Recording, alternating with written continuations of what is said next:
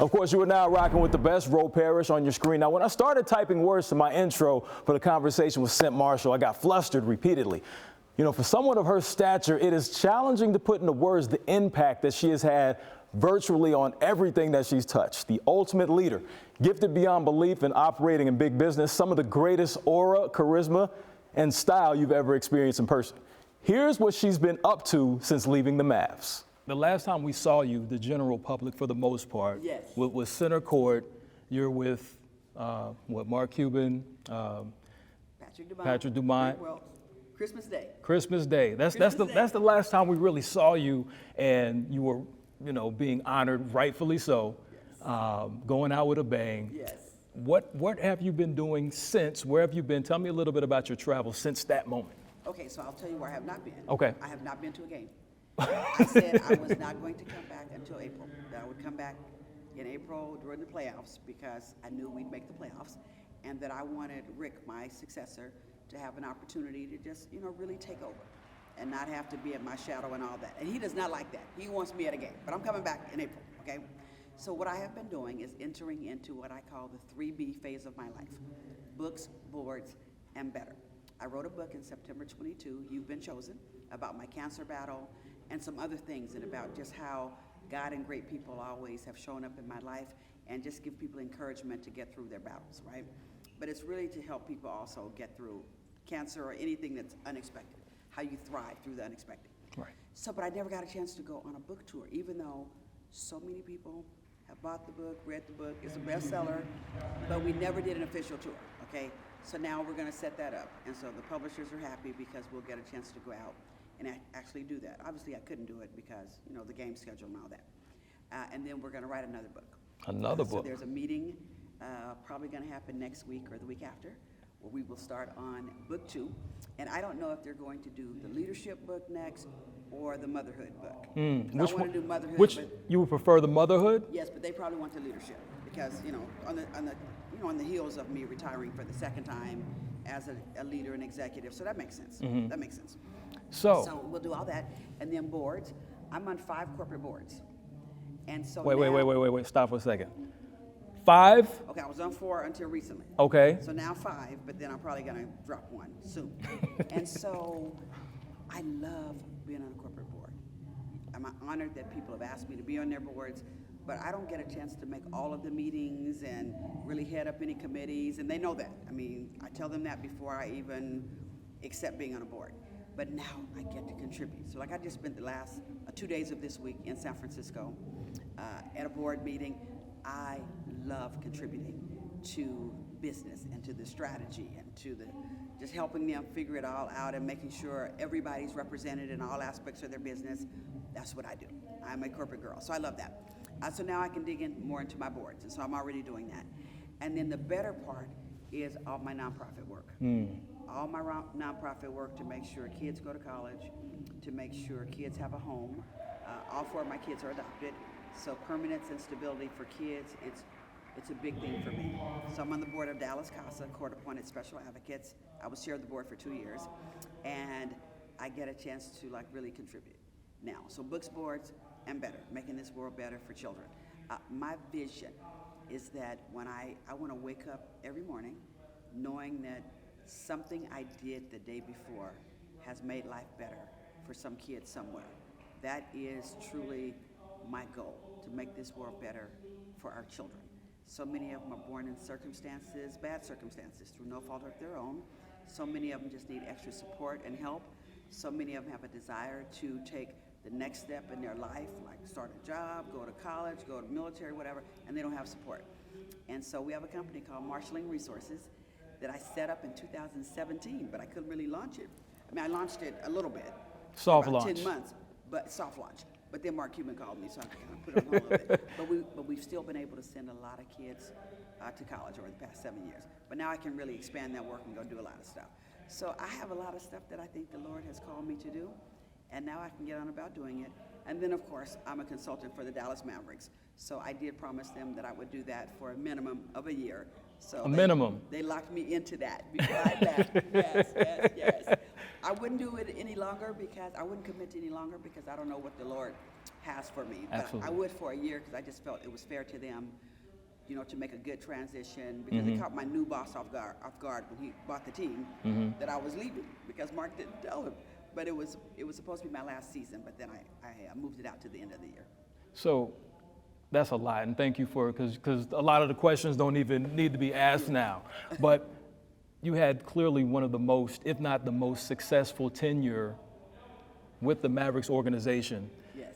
If you could narrow down one thing that you felt like was your best contribution to the organization, if you can just narrow it down to one, what would it be and why? I think it would be the values-based employment that we put in place. We are truly operating every day off a set of values, and those values spell crafts: character, respect, authenticity, fairness, teamwork, and safety, both physical and emotional safety. I told the team when I got there, these values would not just hang on the walls, but they would operate in the halls. Every hire we make would reflect this. Every decision we would make, and we're not going to get it right every day, but we're going to try to get it right and perfect every day, that we will live based on a set of values. And I will say, by the time I left, those values were instilled in everything we do. I am so proud of our employees. Sometimes they would call us out. They'll say, I don't think that's good for emotional safety, or I don't think that really reflects teamwork. I mean, they would call us out, the leaders. So it showed me that they were really operating in the halls and not just hanging on the walls. I think that's my biggest contribution. And I think the second contribution is our workplace promise. We said it would be a place where every voice mattered and everybody belonged. And so all the different voices would speak out and contribute to our overall success. We were profitable. We made money as a business. We had great results. And we focused on three things: the fan experience, emotional connections, and workplace culture. And so I think I gave us a framework. I introduced a framework and some values that I think are still standing today. So that was my contribution. Which is awesome. Now you mentioned fans and the emotional connection. And they have it. So I have to ask you your thoughts on the current status of the fans and the emotional connection, good or bad. Just what are your thoughts on the overall landscape when it comes to the Mavericks and the fans right now, seeing what happened in early February? I love our fans. Yeah. I love our fans. And so when I saw some of the things that were unfolding, and of course I didn't know what was going to happen, I said, you know what, these are our fans. I love our fans. They are passionate about our team. They are passionate about our players, passionate about our staff.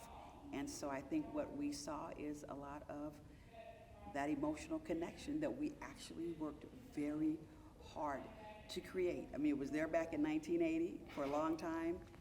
For some people, they disconnected for a bit because of some reasons, and then it came back. And so I think we are dealing with what we actually created, which is a good thing: emotional connections. And our fans will help us get through all of this. Obviously, we have an amazing team. Love Luka. I mean, all of that. So we'll get through it. We'll get through it. We just have to make sure we are connecting with our fans, listening to them, making sure their voice is heard. And sometimes it's just listening to people. That's part of my leadership philosophy is 3 L's. Listen to the people, learn from the people, and love the people. And sometimes you got to back up and listen to them. So the current regime could do, as a consultant, what would a suggestion be to maybe mend some of the things that have happened with the fans and their level of passion? Is there a suggestion that you could make as a consultant? As a consultant, what I will tell them, and I told them this a couple of days ago, is let the fans' voice be heard. Let the fans celebrate. Figure out what the fans want to do on April the 9th when Luka comes back, and listen to them. And our fans have great ideas. Now, obviously, you can't execute on every idea you hear. Absolutely. But at least get some of their thoughts on how we can pay tribute to him and what he meant for this city for 7 years. And I think they're going to do that. I think they were going to do it anyway. We have to. Our fans matter. Absolutely. And fortunately, Rick Welch is my successor, who has over 50 years in this industry. A legend. He's a legend. Yes. He's a Hall of Famer. Absolutely. If anybody can handle this and the fan side of it and help us move forward, he will be able to do that. Absolutely. And I know the owner, Patrick Dumont, he's committed to it as well. So, and you mentioned you're going to make a return in April earlier. Is it going to be on April 9th? Of course. Okay, all right. We can get that one out the way. Okay. We 7 times 7, 49, April the 9th. See, look at you. There's something to that. That's why she is in the position that she is in on 5 boards, and she is a Hall of Fame CEO. Speaking of Hall of Fame, so that's the reason why we're here today. Yes. The Texas Black Sports Hall of Fame. You're being honored, receiving an award named after my father, named after your friend. He's my friend. He's Yes. my friend, Ro Parrish, my brother. One of the first people, honestly, at the table when I got here, and of course we were having a crisis at the Mavs, and I formed a Dallas Mavericks Advisory Council of about 30 external people, and he was one of the first, if not the first, to the table to help.